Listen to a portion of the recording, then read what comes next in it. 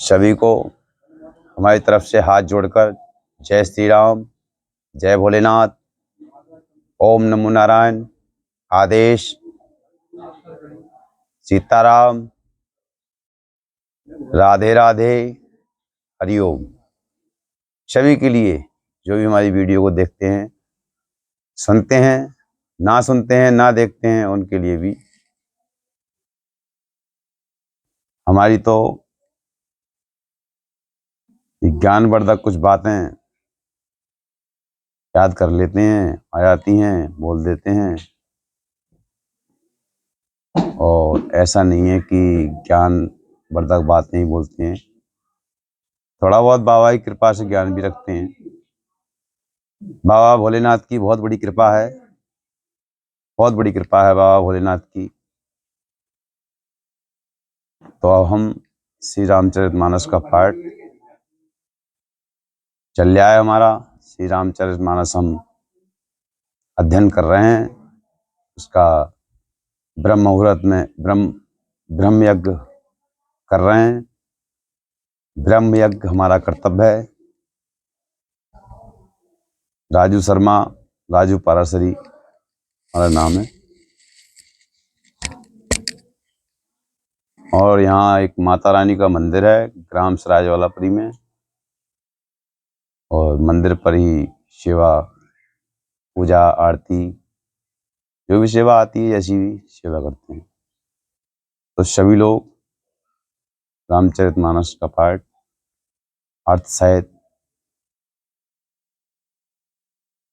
सुनाने जा रहे हैं। सभी लोग सुनना, थोड़ा बहुत तो सुनना यार, थोड़ा बहुत तो सुन लिया करो भाई। ये नहीं है भगा दी एकदम वीडियो, ऐसा नहीं है। अच्छी बातें भी थोड़ा बहुत सुन लेते हैं, गलत बातें तो दुनिया देखती है, सारी दुनिया गलत बातों में लगी हुई है, मगर अच्छी भी बातें कभी कभी सुन लेना चाहिए। सारा दिन इधर उधर की वीडियो देखना, अश्लील वीडियो देखना, थोड़ा बहुत देर भगवान का गुणगान भी थोड़ा बहुत सुनना चाहिए। प्रभु ने कहा है,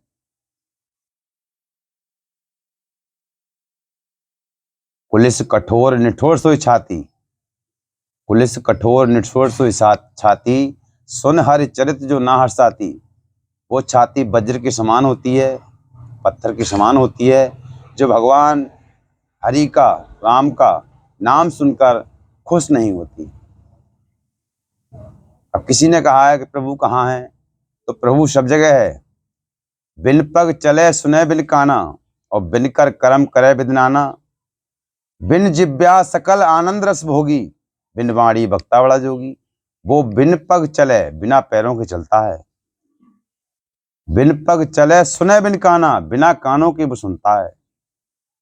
और बिन कर कर्म करे बिदनाना, बिना हाथ के करोड़ों काम करता है। सकल आनंद रस भोगी, वो सारे सकल आनंद रस भोगी, वो सारे संसार का रस लेता है बिना जिभ्या के। बिन जिभ्या सकल आनंद रस भोगी। और बिन वाणी भक्ता बड़ा जोगी, वो वाणी के बिना भी बहुत बड़ा भक्ता है। तो ये प्रभु ने कहा है, जो नहीं करत राम गुण गाना, और जी सो दादुर जी समाना। जो जिब्या भगवान राम का गुणगान नहीं करती, वो जिब्या, दादुर कहते हैं मेढक के लिए, वो जिब्या मेढक की जीभ के समान होती है, जो भगवान का गुणगान नहीं करती। नैन ही संत दरस नहीं देखा है, भगवान ने और तुलसीदास ने और कहा है रामचरितमानस में कि नैन ही संत दरस नहीं देखा, लोचन मोर पंख कर लेखा। जिन आंखों ने संतों के, गुरुओं के, ब्राह्मणों के, जिन लोगों ने दर्शन, जिन आंखें दर्शन नहीं करती, वो आंखें एक मोर के पंख पे आंख बनी होती है, उस आंख के समान वो आंख होती है।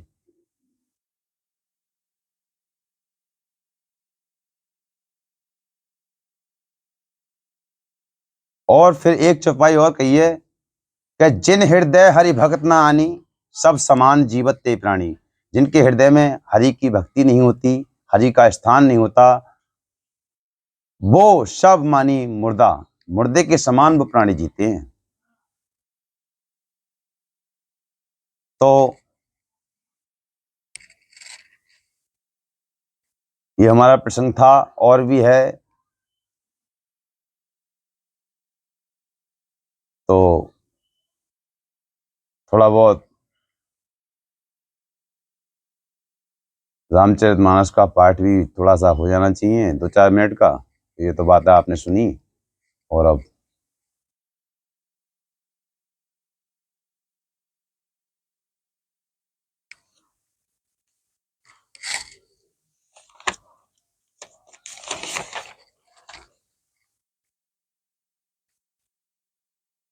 तो इसमें रामचरितमानस में ये दोहा नंबर 9 चल रहा है। अभी तो प्रशंसा करी जा रही है सभी की। तो इसमें है, भनत मोर सब गुण रहित विश्व विदित गुण एक, सो विचार सुनहि सुमित जिनके विमल विवेक। इसमें क्या कह रहे हैं, मेरी रचना सब गुणों से रहित है, इसमें बस जगत प्रसिद्ध एक गुण है, उसे विचार कर अच्छी बुद्धि वाले पुरुष जिनके निर्मल ज्ञान है इसको सुनेंगे।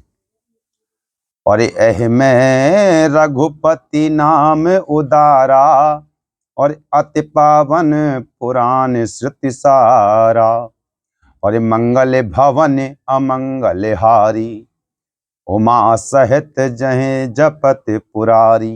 इसमें क्या कह रहे हैं, इसमें श्री रघुनाथ जी का अवतार नाम है,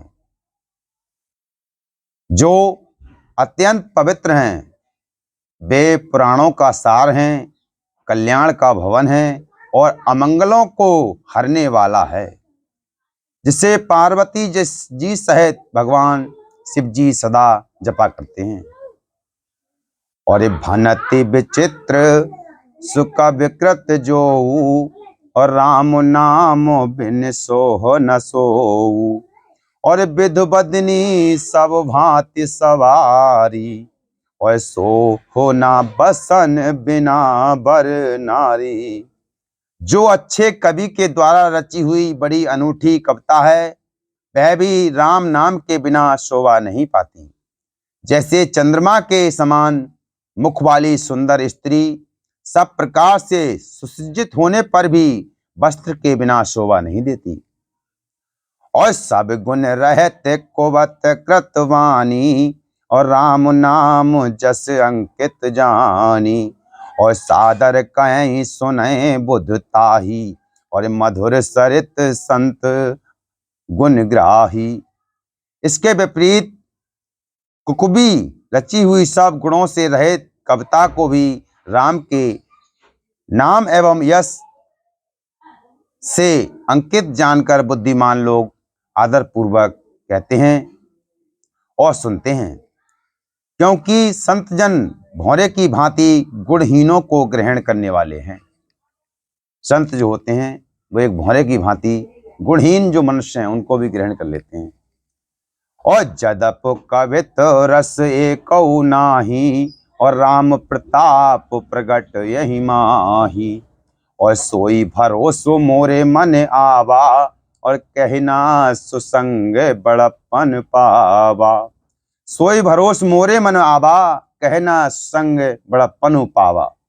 यद्यपि मेरी इस रचना में कविता का एक भी रस नहीं है, यद्यपि इसमें राम जी का प्रताप प्रकट है, मेरे मन में यही एक भरोसा है, भले संग से भला किसने बड़प्पन नहीं किया। और धूमऊ तजय सहज सहज करवाई, और अगर प्रसंग सुगंध बसाई, और भनते भदेश वस्तु भल बरनी, और राम कथा जग मंगल करनी। धुआं भी अगर के संग से सुगंधित होकर अपने स्वाभाविक कड़वेपन को छोड़ देता है। मेरी कविता अवश्य भद्दी है, परंतु इसमें जगत का कल्याण करने वाली राम कथा रूपी उत्तम वस्तु का वर्णन किया गया है।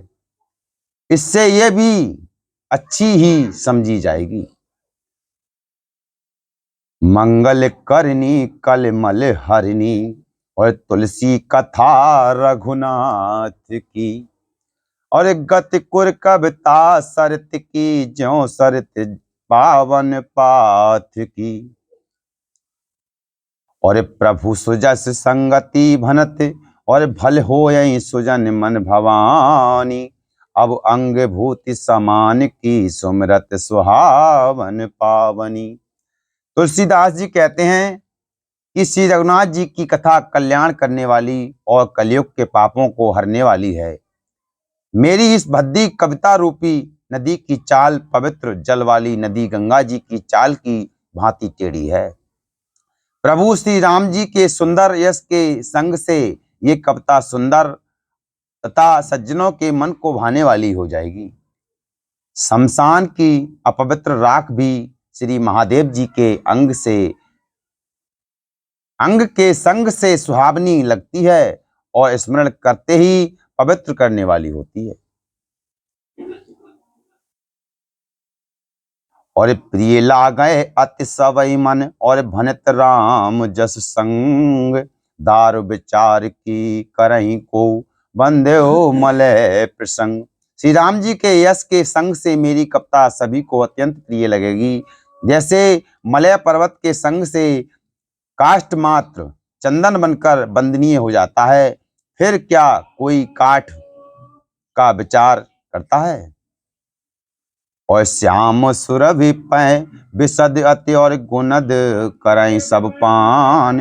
और गिरा ग्राम में श्री राम जस गावई सुनई सुजान। श्यामा गौ काली होने पर भी उसका दूध उज्जवल और बहुत गुणकारी होता है, यही समझकर सब लोग उसे पीते हैं। इसी तरह गवारू भाषा में होने पर भी श्री सीताराम राम जी के यश को बुद्धिमान लोग बड़े चाव से और गाते और सुनते हैं।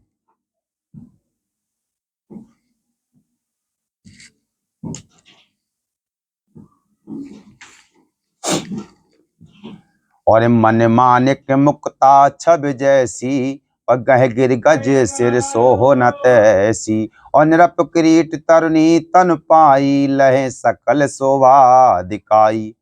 मणि मणिक और मोती की जैसी सुंदर छवि है। वह सांप पर्वत और हाथी के मस्तक पर वैसी शोभा नहीं पाती।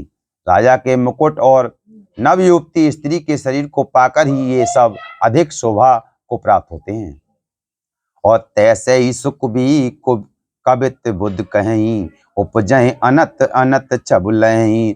और भगत हेतु विधि भवन बिहाई, सुमरत सादर अवत धाई। इस तरह बुद्धिमान लोग कहते हैं कि सुकबी की कविता भी उत्पन्न और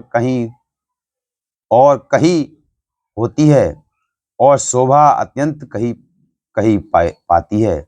अर्थात कविता की वाणी से उत्पन्न हुई कविता यहाँ शोभा पाती है, जहाँ उसका विचार प्रचार तथा उसमें कथित आदर्श का ग्रहण अनुसरण होता है। कवि के स्मरण करते ही उसकी भक्ति के कारण सरस्वती जी ब्रह्मलोक को छोड़कर दौड़ी आती हैं। और रामचरित सब बिन अनवाहे, सो श्रम जाए न कोट उपाय। कवि कोविद अस हृदय विचारी, गावहि हरि जस कलमल हारी। सरस्वती जी की दौड़ी आने की ये थकावट रामचरित रूपी सरोवर में उन्हें नहलाए बिना दूसरे करोड़ों उपायों से भी दूर नहीं होती। कवि और पंडित अपने हृदय में ऐसा विचार कर कलयुग के पापों को हरने वाली श्री हरि के यश का गान करते हैं। और की हैं प्रकट जन गुण गाना, और सिर धुन गिरा लगत पछताना। और हृदय सिंधु मत सीपु समाना, स्वाति शारदा कहीं सुजाना। संसारी मनुष्यों का गुणगान करने से सरस्वती जी सिर धुनकर पछताने लगती हैं कि मैं क्यों इसके बुलावे पर आई। बुद्धिमान लोग हृदय को समुद्र, बुद्धि को सीप और सरस्वती जी को स्वाति नक्षत्र के समान कहते हैं। जो बरसै बर बार विचारू, होए कवित मुक्ता मने चारू। इसमें ये श्रेष्ठ विचार रूपी जल बरसता है तो मुक्ता मणि के समान सुंदर कविता होती है। जय श्री राम।